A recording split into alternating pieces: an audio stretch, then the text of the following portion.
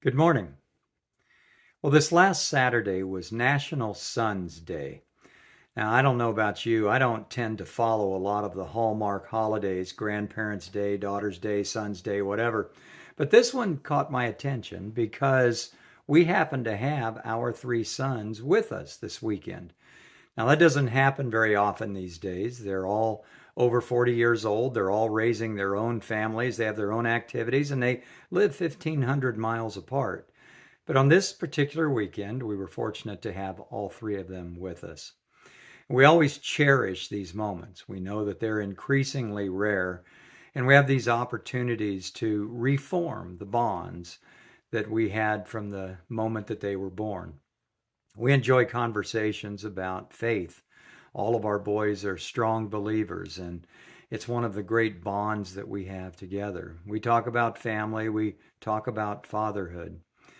This idea of fathers and sons is one that flows throughout the biblical narrative. We know about Abraham and Isaac. We know about Isaac and Jacob and Esau, Jacob and his 12 sons, particularly his love for Joseph, David with Solomon. We can go on and on and on. The story of fathers and sons is critically important. Solomon in his Proverbs writes a number of proverbs talking about how the joy of a father is to have a wise son, and the grief of a father is to have a foolish son.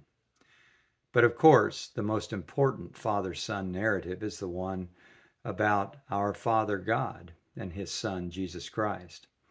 And we're told of the love that they have for one another, that they are one with each other, and yet God loved us so much that he was willing to give up his son, to sacrifice him, to invite us in to become children of God.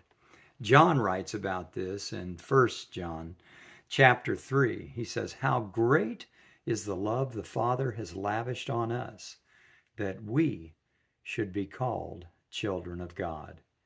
And that is what we are. The bond between a father and a son is an unmeasurable bond. It's one that is inconceivable to think about breaking, and yet God did it so that he can invite us to be his children. This week, as you contemplate the activities of your week, don't forget you're a child of God, the blessings that brings, the responsibilities that brings, the opportunity that brings to share a bond that won't break at the end of this life, but that will be there for eternity. Have a great week.